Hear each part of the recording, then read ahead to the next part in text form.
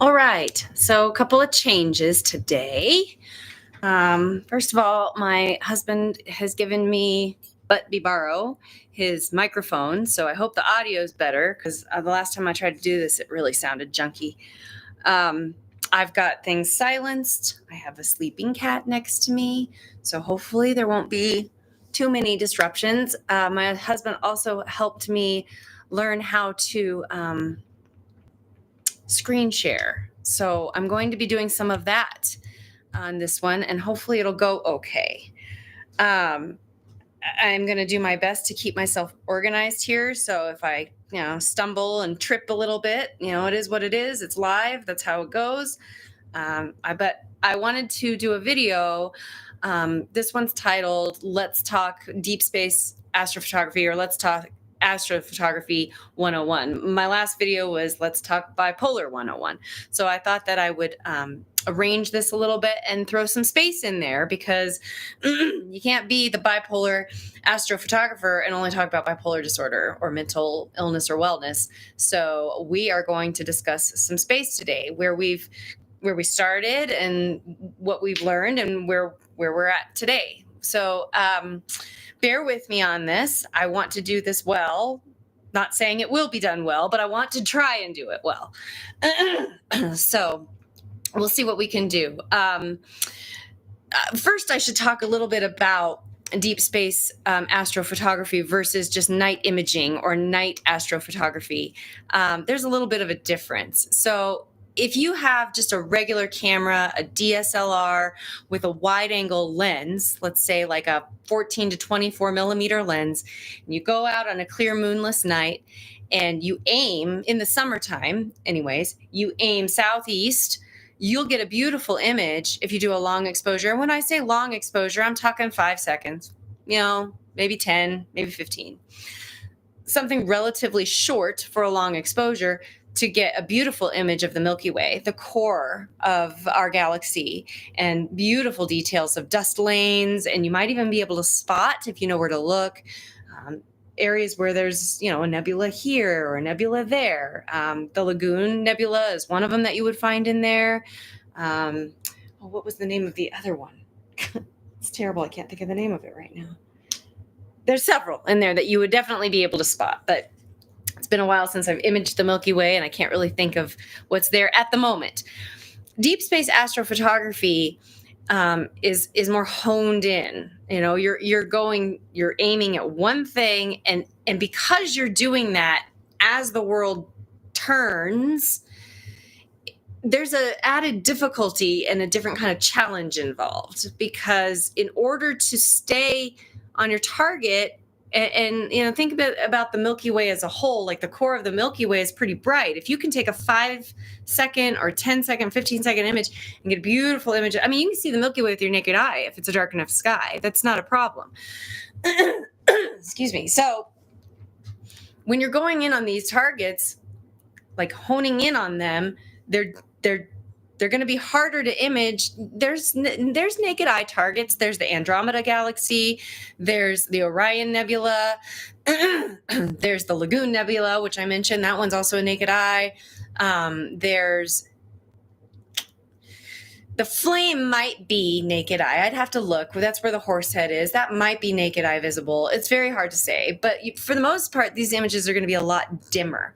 And one thing that I wanted to share with you and discuss before we get going on this is apparent magnitude. So the apparent magnitude is the magnitude at which we see. So the sun, let me try to share my screen and see if I do this right. So I want to do this, and I want to share this screen. So let's share this. Okay, I think this is working. Let's have a look. Oh, yes, this looks like it's working perfectly. Okay, great. So from what you'll see here, this is the apparent magnitude scale. So the sun sits at about a negative, we'll say a negative 26, 27, maybe somewhere in there. Forget about the Hubble. Let's go to Polaris, the North Star. This is the area of the sky that you pull or align your mount to when you are doing deep space astrophotography. We can see Polaris. That's no problem. Polaris is looking like it sits at what? Maybe a a 3, maybe a 2 on that scale. Venus is gorgeous. When we can see it with the naked eye, like during sunset I believe it's kind of later in the spring. Oh, it's gorgeous. It sits at about a -4. And on some nights you'll see the International Space Station fly over, and it will also be in the -4 range. So it'll look as bright as Venus, and it'll just be coasting across the sky. So the positive higher number is actually the dimmer target, and the negative higher number is actually the brighter target. So it's a little bit hard to get used to. I think the dimmest target I have ever shot was either like an 18 or a 22. And some of these images that I'm going to show you today, I've pulled up what their apparent magnitude is, and I will relate to you what how the difference was in those apparent magnitudes. So I'm going to stop sharing this screen. I believe it's this. Okay. So I did that successfully. So now I'm going to talk a little bit about with deep space astrophotography, you don't just take one image and you're like, wow, that's amazing. That's not how it works. That's what you do with the Milky Way, but that's not what you do with deep space. Pardon me, I'm going to have a swig of water here. My throat's dry. So with deep space imaging, you're going to take a sequence. You're going to take an entire sequence. And that's why it's so important that you use the right equipment, because as the world turns, it appears as though the sky is moving, but the world is moving. And so as the world is moving, you have to be able to stay on your target as you move. And an equatorial mount is what's used for that. Now, the equatorial mount that I use, I don't know much about yet because I'm still learning, because my husband, it's a hand-me-down. He upgraded his mount and he gave me his old one. And his is the one that I'm using now, is the Rainbow. It's the Rainbow Astro RST 300. And it's an amazing mount. And also another thing that you also use, and hopefully this weekend, maybe, I've done it on my TikTok, and I should actually tell you what my TikTok page is, because you may want to go see this. I did a tour of my observatory, and my TikTok is JKM''S space, not the word, just a space, astrophotography. So JKM's astrophotography. And if you look down, it's like the 4th video from the top, from the most recent, is the I give the tour of my my observatory, and I show everything that's in there and everything that I use. I can definitely tell you more about that in a second. I've got it written down here that I can go over it with. But what I first wanted to talk about is the Rainbow mount is what keeps the telescope following the target as we go. Now, what sits on top of the telescope is what's called a guide scope. And the guide scope that I use is a ZWO 120 millimeter mini scope. And what that does is, when in our software, and when we're doing this, we're running probably about 3 or 4 programs all at one time. We use Nina, which is a nighttime imaging software, nighttime imaging and astrophotography, or something like that software. We use what's it called? See, now I can't remember the name of it. PhD2, which is the let me get a cough thing here. The PhD2 is the guiding software that we use. So when you've got your guide scope on top of your telescope, it looks at the stars that are in the same vicinity as the telescope is, and it will keep the equatorial mount more stable, because it will be guiding as well onto stars that are nearby your target. So it's a combination of things. But when you do it really well and you've got really good seeing conditions and not a whole lot of, we call it atmospheric distortion, or there's another word for it. Atmospheric, might be distortion. Turbulence. One way you can tell if there's a lot of turbulence in your night sky, say it's beautifully clear outside, and you go outside and you look up at the stars. If they're twinkling a lot, you've got a lot of turbulence. It's going to be a little bit, your images will still turn out okay, but your stars might be a little bit bloated, or they might be a little bit kind of shaped a little bit weird. And what's great now is that processing softwares, sorry, my hair's kind of a mess. Processing softwares now have processes that are written for them that will actually help correct some of those things. So even if it's not the best night at seeing, you still might be able to get some really great quality images because of how far the processing has come with them. So those are the main tools that you need. You need an equatorial mount, obviously a telescope. You need a stable tripod. We use, for polar alignment, we use Sharp Cap. And polar aligning is interesting. So I was mentioning Polaris earlier on that scale. So you've got Polaris. Let's say you've got Polaris right here. If I remember correctly, and I could be wrong, and I need to think about that because I can't remember it quite correctly. Because you want to polar align on the celestial pole. And let me actually look it up just because I don't want to relay it wrong. It's been a long time since I polar aligned because we're in the observatories now and they're just always pointed north. The celestial pole, blah, blah, blah, blah, blah. Here it is. Here we go. Okay. So Polaris sits in the middle. And there's a ring around it. I'll actually share. I'll share this screen with you so you can see what I'm talking about. Because I believe you want to be on that ring. Gosh, it's so hard for me to remember. I better not relay anything until I check into that because that's been a while since I've done that. But you want to polar align. So you want to have your mount polar aligned to the celestial pole. Pretty close to pretty close to Polaris. And then you want to have your guide scope working, all of your software working, and then you're going to start taking a series of images. Now, when I mentioned earlier that when you're taking pictures of the Milky Way, you can do a 5, 10, 15 second exposure, you can get a beautiful, beautiful image. With deep space astrophotography and the apparent magnitudes that we're talking about of these targets being so dim, you have to take a sequence of images. And one long exposure image, typically mine range anywhere from 300 to 600 seconds for one image. And I'll take in a night anywhere between, 20 and 40 of them, somewhere in there. Sorry, my cat's messing with something. Some of these images I'll show you, one of them was 45. I believe it was 45 images stacked. I can't remember if they were 300 seconds or 600 seconds, but we'll get there. But that's the gist.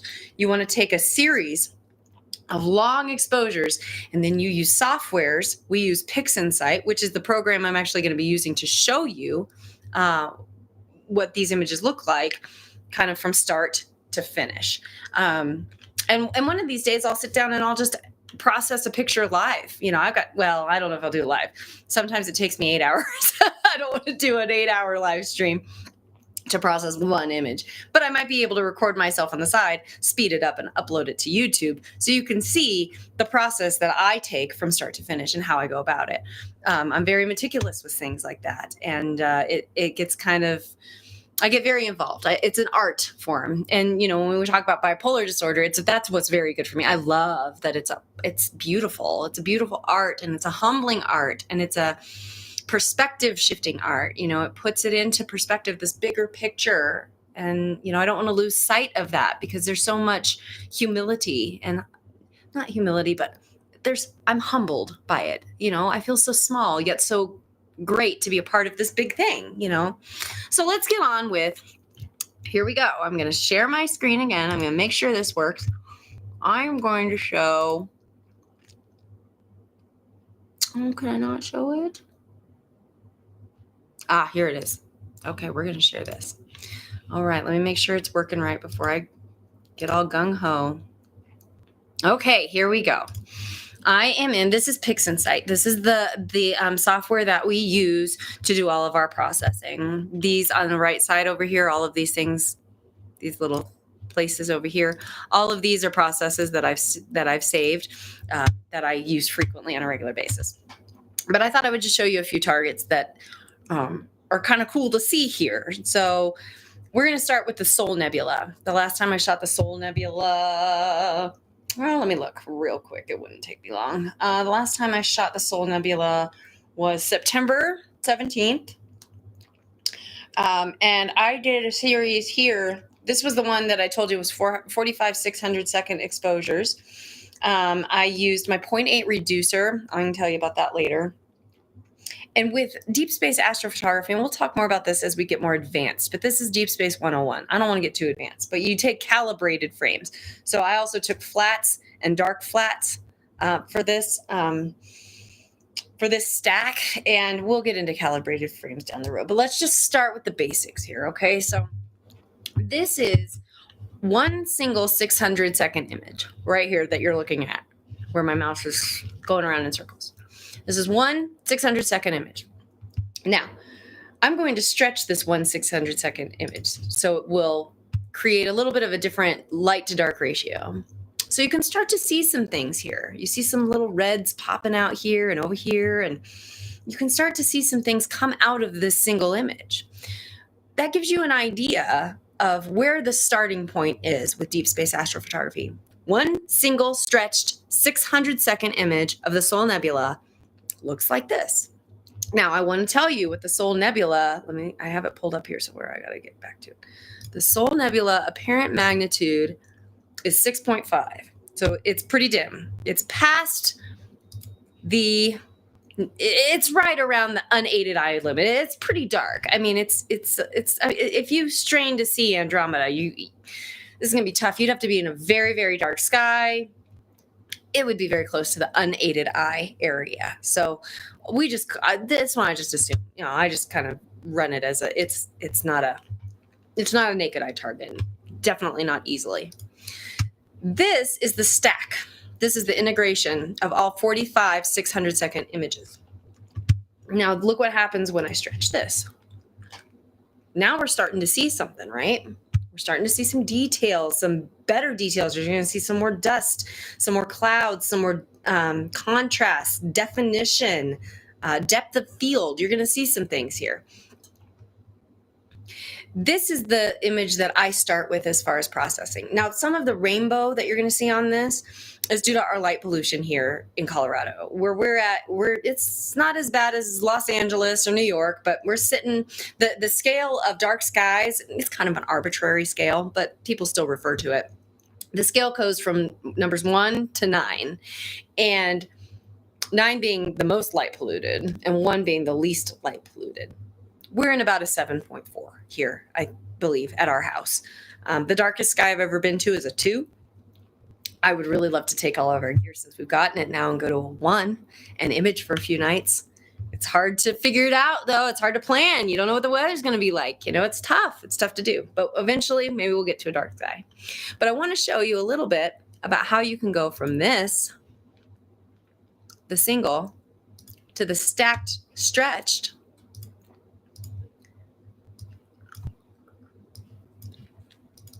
to this. Pull these out of the way. So this was my final image. Now, there's so much more I could do with this. I say final, but this is temporarily my final. I plan on shooting more data and adding it to this as I go, because think about the Hubble. Hubble's been up there for how many years? 30 years? 40 maybe. It's been up there a long time, right? The images from the Hubble keep getting clearer and clearer and clearer because data keeps getting added and added and added. And that's the same thing for us here on Earth. We just keep adding and seeing more data. But look at some of this. Look at some of these details here. Beautiful spots that just came out so lovely. One thing I loved on this is look at this little bubble down here turned out really, really nice.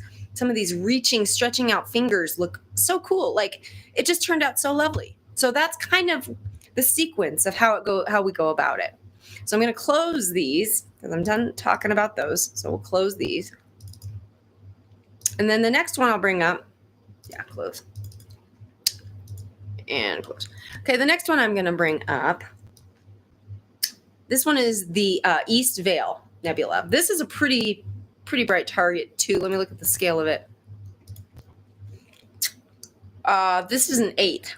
So this one's definitely past the naked eye ability, or the unaided eye ability. So you might be able to, and even with a telescope, if you had a powerful eyepiece, it's not going to look like this because there's no way to capture with your visual what your camera can pick up. It's like keeping your eye open for 600 seconds for hours at a time. You know, it's like just keeping your eye open all night. Like you might be able to see something then, but then would you really be able to even see? So this is a cool ability about astrophotography. So this is one single 300-second image. I'm going to stretch it so you can see what it looks like.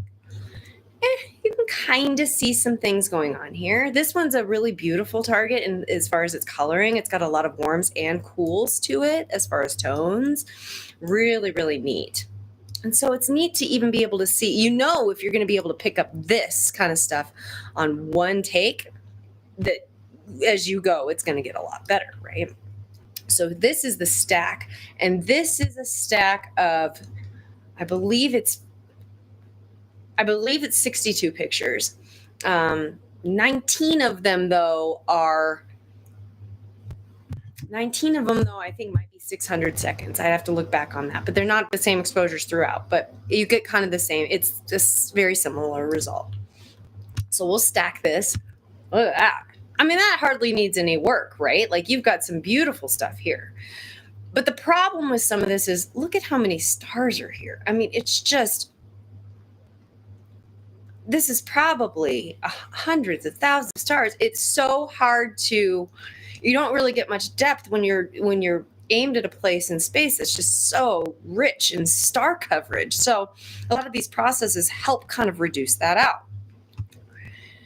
So this is what I was able to do with it after, of course, probably hours. I didn't track my time completely, but there you go. Let's make this a little bit bigger. Zoom in on some of the beautiful details. I love some of this up in here. Look at some of this. Oh, so cool. It looks like lightning bolts. I don't know. This one's just, it's so fun to image, and there's so many different depths to it. And I chose to crop it because I wanted to show all of these cool little nuances, you know, these little fluffs that come off of it, and the beautiful colors, the shades of cool blues versus the really hot reds. Such a cool target to shoot. So this is what a lot of practice, obviously, and more practice, of course, and a lot of research and a lot of trial and error. This is what comes from it. And I was just noticing, even as I was looking at this one, look at this. Look at that galaxy right there. Oh, there's more right here. Look at that. That's a galaxy. All of these little wispy, look at that. There's one there. Galaxy Palooza. Let's see if I can find more. That's what I love about doing this. This is so cool. I'm sure there's more. It's just, there's so much to look at. But when you're looking so close at the details, that's really when you can see these amazing places in space. That there's galaxies right there. They're dim, but they're there. So anyway, that's what we're looking at here, is where you can start. You can start all the way back here, and you can come all the way to here. It's like a journey in and of itself, right? So cool. So I'm just going to share a couple more things with you before we call it. But I wanted to, at least show you these, because these are some of the best that we've gotten in a while. I've got a lot more, but these were some of the easiest ones to find. That's what I was going to talk about. So the one that I spent the longest amount of time on, that my husband and we spent the longest amount of time on, was the Pop Balloon Nebula back in November. And it was 5 nights, and we were able to capture 48 hours worth of data on the Pop Balloon. that was a feat in and of itself. So we didn't keep all of this integration stuff going because it just takes up so much space on the computer. These files are gigantic, especially when you're talking, 40 something images or 30 something images a night. It just really stacks up. So, we have to pick and choose what we're going to keep along the way. But of course we keep all of the finals as far as like the final images that we produce out of these things. And of course, this is another one that we're going to add to. More data, more detail. So I can't wait to see. This is my baseline for the popped balloon. This is where we started. This is the starting line for us. How cool. We got so much more to look forward to, because the more we add, the more we're going to see. So we can zoom in and see some of the details on this. Oh, it's such a unique place in the sky too. Like, I didn't know there was stuff like this out here when we got into this hobby, I just didn't even know. And to capture with your own stuff is just really such a treat. It really is humbling. Really is humbling. Anyway, 48 hours spent on the pop balloon. So I'll close that guy too. Let's see. Oh, and then my cover photo, because you can't see the whole image. It's my most recent image of the Horsehead and the Flame Nebula. But the way I cropped it for YouTube, you can really only see the Horsehead part of it, which is fine. I've got no problem with that. But I thought you might want to see the entire image.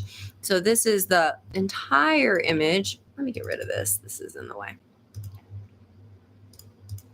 This is the entire image of the Horsehead and the Flame. And when we go in, we can get some beautiful details on the Horsehead and the Flame. Oh, I love this. I love how the flame turned out in this. Look at that. Wow, it does. It looks like it's on fire. I love it. And then there's some little details in this that I notice more and more when I'm processing, like the little places in here. It looks like a hook almost. Those are the places I focus on. Now, when I got my first image of this, I actually have it pulled up on Instagram. I'll show it to you in a minute. I did it in black and white because I just didn't get much detail, and the color wasn't very good. So all back here, like behind, like all this red and like the clouds kind of there on like I don't know, what would that be? It's 9, 10, 11, if it was a clock, like the 10, 11 place where those clouds are and kind of these details like up in here. I didn't get any of that on my first shot, my first at bat with the Horsehead. And so I put it in black and white, and it looked great in black and white. But to see where we started and where we came, that is just so phenomenally cool. It is really, really neat to be able to do it. And it's a privilege to be able to do it for sure. And then I pulled up a picture of the Pleiades that I got, because the Pleiades is always fun. But things like that are everywhere. Look at this little galaxy guy. I thought that maybe I had discovered this when I first was editing this. It's like, oh my gosh. And I looked it up, and of course it has a name. So it's unfortunately not going to be called the Kara Galaxy, but you never know. You probably need a pretty powerful telescope to be able to discover a galaxy. But anyway, this is kind of the beginning, the beginning of how you do, and the beginning of where you go, and we've got a lot more coming. So it would be a good place to at least start with that. It's exciting stuff. It's fun stuff. What else was I going to show? Was there anything? Oh, that's right. I was going to show that Horsehead picture. So let me share this screen with you as well, which is this. I'm just going to pull it up on my Instagram because it's just easier to do. So this is the one I was talking about. So see that kind of back, kind of see some detail, but when I did this picture, I remember it when it was in color. It was like the color was only like right by, I'll point at it with the mouse, right by the Horsehead. It was like right along here. That was like the only place that picked up color, and maybe a little bit in the Flame, but it just didn't pick up any color. So to be able to go from that to the one that I was just showing you, it's just like night and day.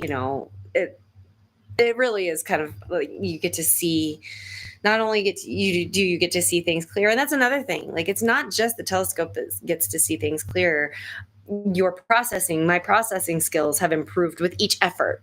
So it's a combination of two things for me, and more detail, more data, but more experience, more time spent learning and practicing, and it all kind of culminates into this like beautiful art. And so I made a 2023 calendar at the end of 2022, and I sold it and I loved it. But now I wanted to do a 2024 calendar, but we were so busy building the observatories and not really getting to a final place with them yet. We didn't get as many images this last year. So I'm hoping that we'll get more images this year to be able to add and to put into a 2025 calendar. So fingers crossed for that, and clear skies, hopefully, and we'll get there. But I didn't want to just talk about bipolar disorder on here. I wanted to kind of expand this to another conversation, because you can't be the bipolar astrophotographer and just talk about bipolar disorder. I mean, I want to talk about space, and and I'm hoping to shoot on Sunday night. I was looking at the forecast. Look at it one more time while I'm here on this live. Why not? Let's look at the forecast. We use Astrospheric for forecasting because it forecasts more than just like the weather. It actually will forecast the predicted seeing conditions, as well as the transparency, some of that stuff. So let's see, on Sunday night, it looks pretty good. There is a chance for clouds though. So we'll have to see, maybe a bust. The moon's still really small right now, so it'd be a great time to get out there and try to get some new images. But, if we can't, we can't, and we'll just do what we can when we can. So I know this is a longer video, but I wanted to put out there kind of a little bit of a commentary and discussion about, what it is that we actually do, what it is that goes into what we do. If you want to check out that tour of the observatory, it was just a few months ago. You can check that out on TikTok. If you have any questions about anything, you're more than welcome to, drop me a line. I don't have many people right now. I don't even know if anybody will watch this. But I don't really care. I'm doing this because I want to do it. And if anybody wants to see it, then this is great, whatever. I want to be able to talk about lots of stuff. Personally, I've been doing well. I've had a good couple of days. I've struggled with a little bit of brain fog, which is something I also want to talk about on my next conversation about bipolar disorder. It was interesting. I was showing my mom my video the other night, and she told me to pause it, and I paused it. And then she and I ended up having a discussion about what happened to me when I was admitted. And I told her I'd love for her to come on and us just to have that same kind of discussion as a live stream, so you can see her perspective, because there are things that happened during that time I don't remember, because I talked about how confused I was and how delusional I was, and I wouldn't remember, but she does. And so there's other things that she can put out there for you to know and be aware of, as far as what to keep an eye out, red flags for both yourself and others. And so I'm going to have her on probably. She's having some things come up in February, so she probably won't be able to help me with that until March. So in the meantime, I'll keep putting videos out there. There's a couple things that I wanted to talk about. Brain fog was one of them. Hypomania, and those definitions that I talked about yesterday, especially bipolar 2, it talked a lot about hypomania. And I've struggled with hypomania since being medicated for my bipolar 1. And it occurred to me that I never went into detail about what that was and what that would feel like for somebody. And so I'd like to talk about hypomania as well. So that I've got kind of a running list of things I want to talk about as far as when we're talking about bipolar disorder and mental illness. But, I want to be able to talk about my love of space and my love of shooting and imaging space and processing photos of space, and how hard it really is, and why you may not see me get many pictures in a span of time, and then all of a sudden we're out there doing this every day for 2 weeks or a month or whatever. There's going to be, it's an ebb and flow. There's going to be times when we're really at it. There's going to be times when we're away from it. And right now we just kind of happen to be away from it. We're supposed to get more snow. it's just the weather and the moon, and it's just not cooperating. I think that this is generally just kind of a tough year here in Colorado. To Gosh, man, I really need to work on my hair before I do these. In Colorado, to just be trying to image anyway. It's a good time of year in the way that it's still dark a lot. Like we're still in standard time. So it's still, you can start shooting earlier in the night than you can in June, July, and August. But you're going to be dealing with some different weather conditions because of how cold it is. The seeing conditions are harder to hit pretty good. And while processing can help with some of those defects, it's not going to be a cure to like a beautiful night sky with good seeing conditions and transparency. So yeah, it's just the stars figuratively have to align for us to be able to shoot them. And so we just roll with the punches and, do things in the meantime that we love to do and love to share and talk about. And that's why I wanted this to be just more than astrophotography, because it's hit or miss. I don't have a telescope out there in the out there past the moon where the James Webb is in the dark all the time. I don't have that. So, we gotta work with what we have and just do what we can with what we have when we have it. So we'll get on it though. But we do have plans for the next total solar eclipse, which is happening in April, which so happens to be going very near to my brother's house. So we'll be traveling for that. Pray for clear skies. But hey, if we're clouded out there, at least we're with family. And that's how I want to do this. Go on a family vacation, visit the brother and the family and the kids, and the eclipse would just be, the bonus. So that's the plan. So if we don't get much deep space astro stuff in the meantime, we at least have that to look forward to. All right. Well, I've gone on long enough. Thank you so much for sticking with me through trying to figure some things out. I'm so excited that I finally figured out how to do the sharing of the screen and get things really kind of organized better.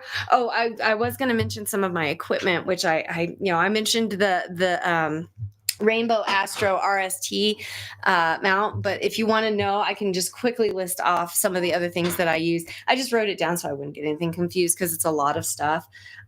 So the camera that I use is the ZWO 2600 MC Pro camera. It's a color camera.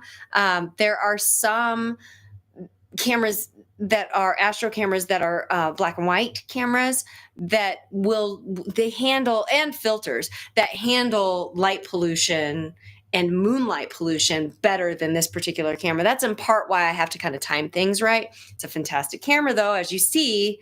If you use it right and you know kind of when to hit it, it works perfectly anyway. So I'm very happy with that camera. The focuser that I use, that's another thing that I didn't discuss. We have an electronic focuser for my gear and for my husband's. It keeps focus all night, which is just fantastic because refocusing throughout the night is really, really tough. So it's the night crawler. It's a 2.5-inch night crawler. The observatories are next domes. Not sure if you want to know that. The mini scope, the guide scope that I was talking about, that sits on top of the telescope that guides on the stars around your target to help keep everything well in balance. It's the Z. I think I mentioned it already. It's the ZWO 120 millimeter mini scope. And he did want me to mention this. All of it is powered by the Pegasus Astro Ultimate Power Box version 2. And the computers that we use for these are they're just mini computers. They run Windows, and we're able to control everything remotely over our network to those computers out there. And was there anything else that I wanted to add to that? I don't think so for now. I really didn't mean for this to be this long, but whatever, it's Friday night. It's an evening. I'm just having an evening, and I thought I'd share some space with y'all. And I hope you loved it, and I hope you enjoyed it, and I hope some of it was informational. And I'll be back here to talk more about mental illness. Hopefully I'll be back soon to talk about space. In the meantime, I appreciate, your support, your encouragement. Hit a like if you see this, pass it along to anybody who might be interested in it. And thank you guys so much for being cool. You're all cool. I appreciate it. Okay, well, I'm going to take off. Remember, You belong in an amazing place in space. All right. Bye.